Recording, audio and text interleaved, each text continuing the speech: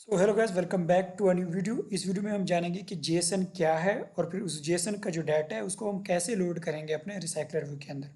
अब first of all आपको dummy Jason चाहिए होगा उसको ठीक है समझने के लिए। मैं डमी जेसन डॉट कॉम पर आया हूँ और यहाँ पे ये जो यूआरएल है इसको मैंने कॉपी किया है। ओके, अब यहाँ पे जैसे ही मैंने कॉपी किया तो यहाँ पे हमारे पास बहुत सारे प्रोडक्ट्स का डाटा शो हो रहा है। अब हमें सिर्फ एक प्रोडक्ट का डाटा चाहिए तो हम यहाँ पे स्लैश करके उसका आईडी लिख लेंगे। ओके, यहाँ पे लाइक मैं 2 लिख दूंगा तो सेकंड आईडी पे जो डाटा पड़ा होगा वो आ जाएगा। लेकिन अब हमने सारा डाटा को रिसाइकलर में शो कराना है, तो उसके लिए अब क्या करेंगे। अब मैं आपको पहले तो जेसन का आइडिया दे देता हूँ जेसन है क्या। अब फर्स्ट ऑफ ऑल हमारा जो जेसन स्टार्ट हो रहा है इस करली ब्रैकेट से। इसका मतलब ये है कि ये एक ऑब्जेक्ट है। ओके, इसको जेसन में जेसन ऑब्जेक्ट कहा जाता है जब करली ब्रैकेट स्टार्ट होता है। अब उसके बाद आते हैं जेसन ऑब्जेक्ट के अंदर, तो हमारे पास एक प्रोडक्ट्स नाम का अरे आ रहा है। अरे किसको कहते हैं, जब ये स्क्वायर ब्रैकेट आए तो उसको हम क्या कहते हैं, अरे कहते हैं। अब उस अरे के अंदर आप देख सकते हैं बहुत सारे ऑब्जेक्ट हैं। आप इस तरह के कह लें कि इस अरे के अंदर जो 0 पे इंडेक्स पे ऑब्जेक्ट पड़ा है वो ये है एंड 1 और फिर यहाँ पे 2। सो इस तरह ये कंटिन्यू होता डाटा हमारे पास शो हो रहा है। ओके, अब इस डाटा को हम रिसाइकलर में कैसे पार्स करेंगे, उसके लिए हमें चाहिए एक वॉली नाम का एक डिपेंडेंसी यानी कि एक लाइब्रेरी। अब यहाँ पे उसका थंबनेल भी है यानी कि इमेज को भी शो कराना है हमने। तो इमेज को शो कराने के लिए हमें चाहिए होगा एक ग्लाइड का वेरी ग्लाइड ग्लाइड वेरी जो है एक लाइब्रेरी। ओके, सो ये आप यहाँ पे देख सकते हैं ग्लाइड आपको मिल जाएगा गिटहब से। इसके जो ये डिपेंडेंसीज है और वॉली के जो डिपेंडेंसीज हैं ये वाला है। ये आप दोनों क्या कर लेंगे, ग्रेडल डॉट बिल्ड यानी कि बिल्ड डॉट ग्रेडल जो है इधर आके आप ये पेस्ट कर देंगे। ओके, इधर पेस्ट करने के बाद आप यहाँ पे सिंकनो करके ये इंस्टॉल कर लेंगे ये लाइब्रेरीज। ओके, जैसे ही आप सिंकनो पे कर देंगे ये खुद ही हो जाते हैं इंस्टॉल। ओके, अब हमने क्या करना है कि इस डेटा को फेच करना है। सो यहाँ पे हम एक फंक्शन बना लेते हैं फेच जेसन। ओके, ये हमने बना लिया।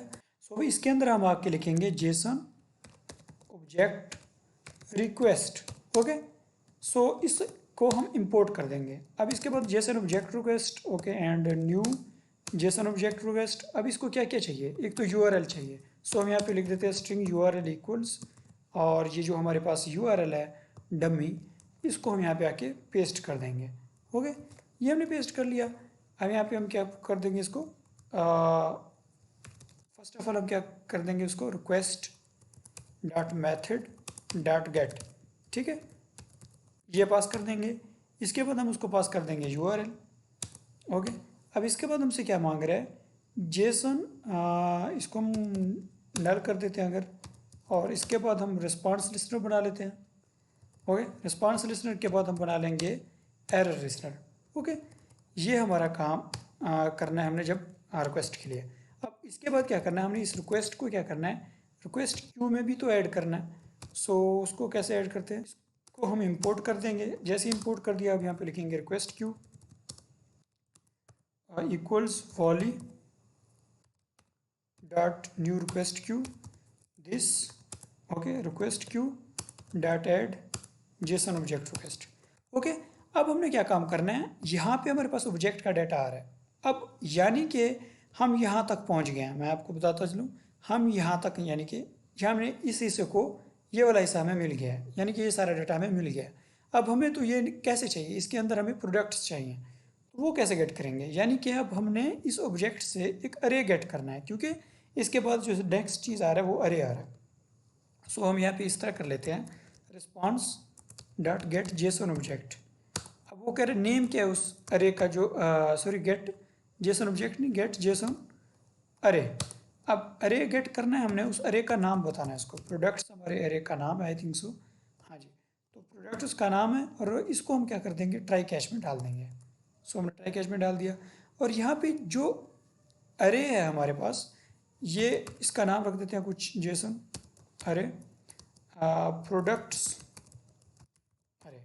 ओके, ये हमारे प्रोडक्ट्स का अरे हमारे पास आ गया है, यानी कि अब हमारे पास इस अरे के अंदर जितना भी डाटा है वो आ गया है। अब इस डाटा के अंदर हमने लूप करना है। सो लूप कैसे करेंगे, फॉर लूप यूज़ कर लेंगे, I equal 0 I less than Jason product अरे डॉट गेट नहीं, डॉट गेट नहीं, डॉट लेंथ, ओके, आई प्लस प्लस। अब देखो हर इंडेक्स पे जैसे ही हम आएंगे, हर इंडेक्स पे देखो एक ऑब्जेक्ट पड़ा है, ओके। ये वाला ब्रैकेट क्या है, ऑब्जेक्ट के लिए यूज़ होता है। तो मतलब हर इंडेक्स पे एक ऑब्जेक्ट पड़ा है, सो हम यहाँ पे जेसन ऑब्जेक्ट कॉल करेंगे। अब यहाँ पे लिखेंगे प्रोडक्ट, ठीक है, प्रोडक्ट है क्योंकि ये, सो प्रोडक्ट सर है डॉट गेट जेसन ऑब्जेक्ट, और यहाँ पे इंडेक्स दे देंगे आई। अब हमारे पास क्या आ गया, ये सारा डाटा आ गया, ओके। अब क्योंकि इस डेटा को हमने रिसाइकलर व्यू में शो करवाना है, तो उसके लिए मैंने क्या किया है, माई अडाप्टर नाम का एक अडाप्टर बनाया है और एक मॉडल क्लास बनाया है। अब हम उस सब डेटा में से टाइटल, डिस्क्रिप्शन और थंबनेल शो करवाने वाले हैं, ओके। होप सो अब बाकी डेटा आपने फेच कराना है तो उनके लिए भी सेम ही तरीका है, ओके। सो यानी कि टाइटल, डिस्क्रिप्शन, प्राइस और थंबनेल के लिए मैंने यहाँ पे एक मॉडल क्लास बनाया हुआ है। अब इसका, हाँ, सो अब यहाँ पे अब डेटा प्रोडक्ट से हम गेट करेंगे क्या क्या, string, title, product dot gate string, उसका नाम क्या है, टाइटल होगा। अब सेम हम कर लेते हैं बाकी सब के लिए भी, डिस्क्रिप्शन, थंबनेल, डिस्क्रिप्शन और थंबनेल, ओके। अब ये हमने एडिट कर लिया। अब हम अपने मॉडल क्लास को कॉल करेंगे, my model equal knew my model. अब यहाँ पे क्या है, डाटा देंगे, टाइटल दे देंगे ये पहले तो, फिर डिस्क्रिप्शन दे देंगे, फिर प्राइस। प्राइस हमने आई थिंक सो गेट नहीं किया, सो प्राइस गेट कर लेते हैं। प्राइस हमारे पास गेट इंट होगा, ओके। इसका नाम हम रख देते हैं प्राइस। सो डिस्क्रिप्शन आ गया, प्राइस आ गया।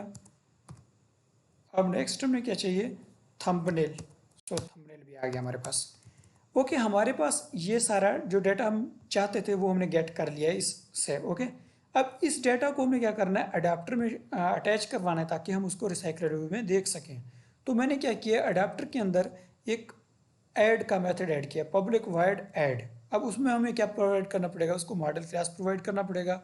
वो उस लिस्ट में उस मॉडल क्लास को ऐड कर देगा, जैसे ही लिस्ट में ऐड कर देगा तो मतलब रिसाइकलर व्यू में ऐड हो जाएगा। सो हम अपने अडाप्टर को अब यहाँ पे बना लेते हैं।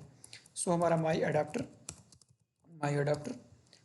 और माई adapter equal knew my adapter, okay. इसको कंटेक्स्ट चाहिए तो कंटेक्स्ट दे देंगे, और जो हमारा रिसाइकलर व्यू है इसको सेट अडाप्टर कर देंगे माई अडाप्टर, ओके। अब और क्या करना है हमने कि जो हमारा माई रिसाइकलर है उसको सेट लेआउट मैनेजर भी तो करना है, ठीक है। सो लेआउट मैनेजर भी हमने इसको कर दिया, ओके।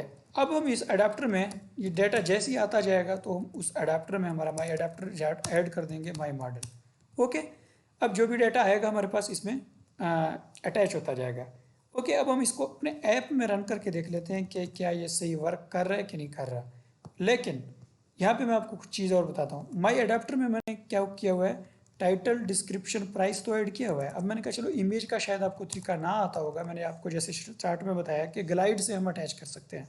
सो यहाँ पे हम लिखेंगे glide dot with binding, binding नहीं, context, okay, dot load. Load क्या करना है, वो हमारे पास क्या आएगा, मॉडल क्लास में आएगा डॉट गेट थंबनेल, ओके। और डॉट इनटू किसके किस इमेज व्यू के अंदर, सो होल्डर डॉट इमेज नाम का मैंने यहाँ पे ये बनाया हुआ है, इस इमेज व्यू के साथ अटैच करना। सो अब हम इसको रन करके देख लेते हैं, लेकिन उससे पहले हम अगर मैनिफेस्ट में जाएं तो हमें यहाँ पे इंटरनेट का जो परमिशन है वो ज़रूरी है लेना, ओके। सो अब इसको हम रन करके देख लेते हैं। सो हमारा ऐप रन हो गया है। अब यहाँ पे हमारा सारा डाटा शो हो जाना चाहिए हमें। सो हमारा सारा का सारा डाटा बहुत ही खूबसूरती के साथ शो भी हो रहा है। होप सो आपको ये वीडियो बहुत अच्छी लगी होगी। इसमें हमने अच्छे तरीके से सीखा है कि जेसन से कैसे डाटा पार्स करके हम अपने रिसाइकलर व्यू में शो करा सकते हैं। Thank you for watching. Next video में मिलते हैं इंशाल्लाह। Take care. अल्लाह हाफिज़।